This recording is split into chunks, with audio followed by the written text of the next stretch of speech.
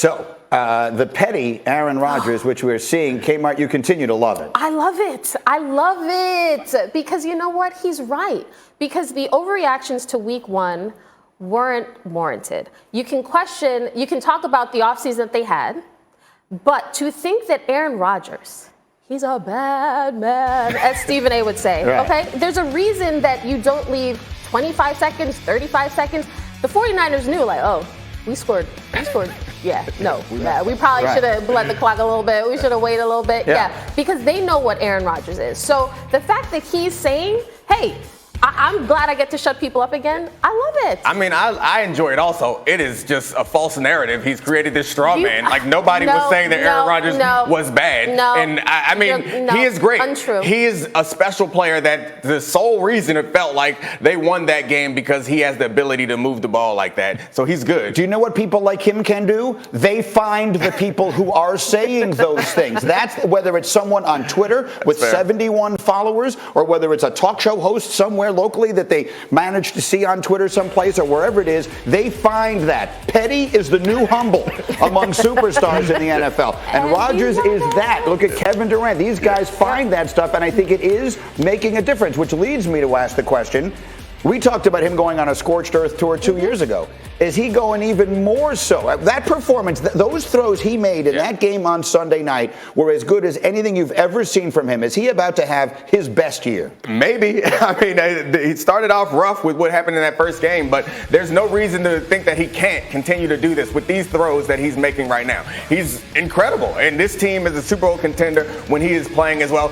It seems like any team that he's on is a Super Bowl contender when he's playing as well as he is right now. That throw you just saw, both those two. Right. Those two in a row. The throw to Valdez-Scantling in the corner of the end zone, and then that one to Devontae Adams on the final drive are as good a passes as you will ever see a quarterback throw in an NFL game. There's not a defense for it. If you keep the defensive line off him, there's not a defense that can stop him. That's what it boils down to. He can place it so that even the most perfect coverage can't stop it. Do I still have Nink, or has his weed been whacked? Do I still have Rob Ninkovich? I don't even know the answer to that question. I'm here. Yes, I'm here, but in the distance, I hear a weed whacker coming. So if a weed whacker comes back, but listen, you can go ahead and talk bad about Aaron Rodgers, and you might end up in a post-game press conference. So for me, I'm just going to say, in Aaron I trust. Here's the weed whacker. This is insane. In Aaron I trust. I'm never going to bet against that guy because he's a bad man. That's for sure. So let me ask you this, Nico, if you can hear me. How good are the Packers? After week one, there were people who were ready to say, well, they're not amongst the NFC's elite. And then they go to San Francisco and they win on the road. When you make a list of the teams, the best teams in the NFC right now, is the name Green Bay Packers on it? Nico? Yeah, I mean, definitely. If you have Aaron Rodgers, you're up there. You're up on that list. So are they the best? No, I'm not going to say they're the best. In the division, of course they are. We all know that division's But in the NFC in general, like you got the Rams, they're really good. You got Tampa, they're really good. You got the Packers, they're up. You got Arizona, you can't forget about them. That division is insane. That's stacked. So I mean, they're up there. They're like probably top 5 in the NFC right now. I think that's probably right. Given what the Rams have accomplished, I think so far this season, the Rams have to be in front. The Bucs come up behind that, and I'm comfortable with putting the Packers anywhere in there around the Cowboys in that region. They're pretty good. And here's the thing, because it's Aaron Rodgers, they have to be one of the best teams because quarterbacks are everything. If you have somebody like that, an elite guy, forget just good. Yeah. He's one of the top QBs in the league, of course. Yeah, if the defense just gets a little bit better as the season goes on, it is an unprecedentedly long season also. We have such a long way to go before we get to the end. I think if you have Aaron Rodgers, you have to say at minimum you have a chance.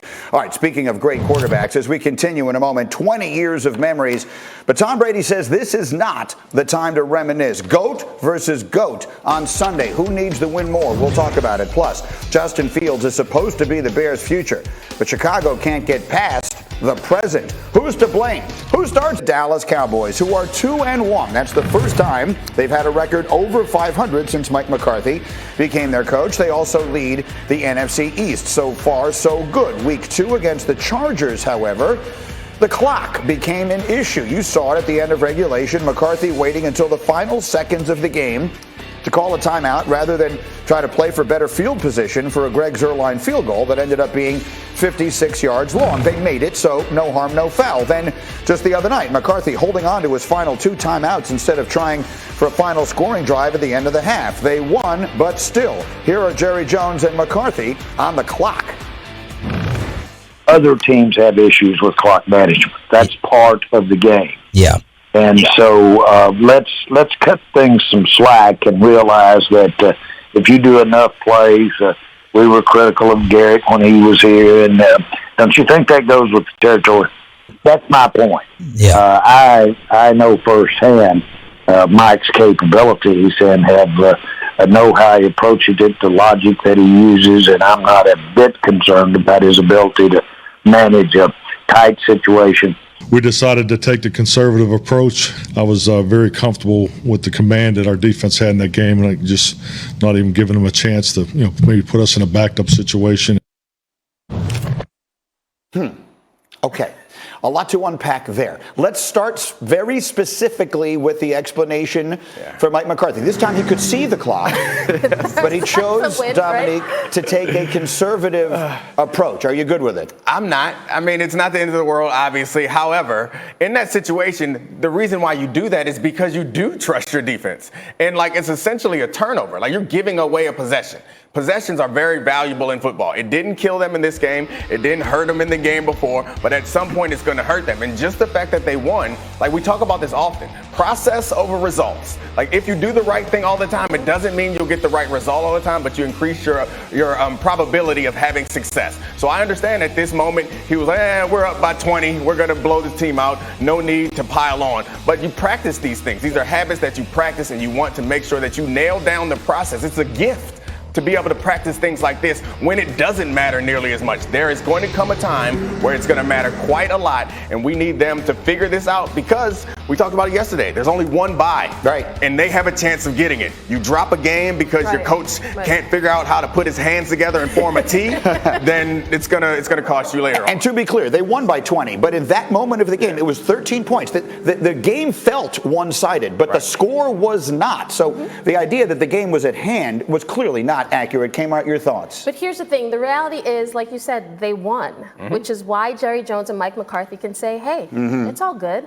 The problem, though, is that the excuses or the explanations don't instill much confidence that this won't be a recurring issue going forward. Exactly. So, and because we've seen Mike McCarthy in these situations of clock management, you want to see something different. And Jerry Jones saying, there's clock management issues everywhere. Come on. Okay, that makes me feel better. I wrote the words down. Cut him some slack. All right. Comes with the territory.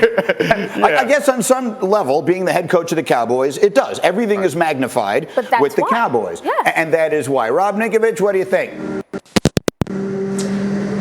Well, I'd like to apologize for the lawnmower that's outside my door right here. There's literally a guy cutting grass. Perhaps you were live from a train station this morning. Yeah. So as I sat down to start the show, I see the lawnmower come down. I go, okay, really? They're going to do this right at 8 o'clock. Great, perfect. So sorry about that if everyone's like, why is there a weed whacker in my ear? But anyway, listen, we're not firing the head coach here.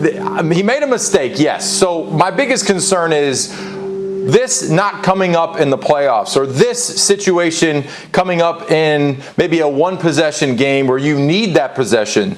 Hopefully, with this mistake, I know it's happened in the past, he learns from the mistake again and he figures it out.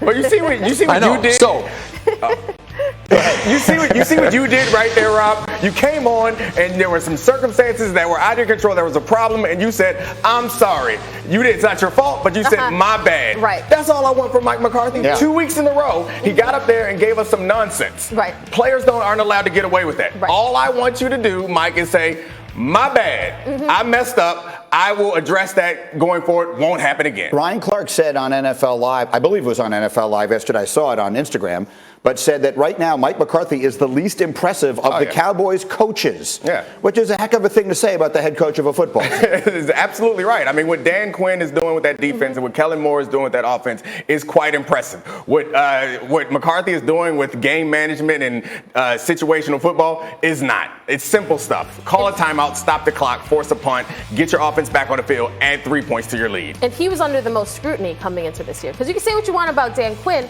but as long as they didn't look inept on defense, it was going to be an improvement. But Mike McCarthy, there's a lot of pressure on him to show that, okay, we've got this under control. This is a playoff team, and we won't mess this up. Is anyone else amused by the lawnmower going on behind Rob Ninkovich? Sometimes you just have to laugh. What can you do? This is television. In 2021, Rob Ninkovich is sitting in his house in Foxborough with a lawnmower very loudly in the background. This is the best we can do here. All right, moving forward, because after falling 38-3 in their season opener against the Saints, boy, have the Green Bay Packers ever bounced back. They've won 2 straight. And Aaron Rodgers has thrown 6 touchdowns in the wins over the Lions and the 49ers. And once again, in his regular appearance on Pat McAfee shows yesterday, he went right after the haters. Well, it's a rough night, I guess, for some of those he doesn't care campers. It always is a special place for me to come back to Northern California, but I don't need any extra motivation or inspiration. It was a measuring stick for our football team, I think, to see how we matched up against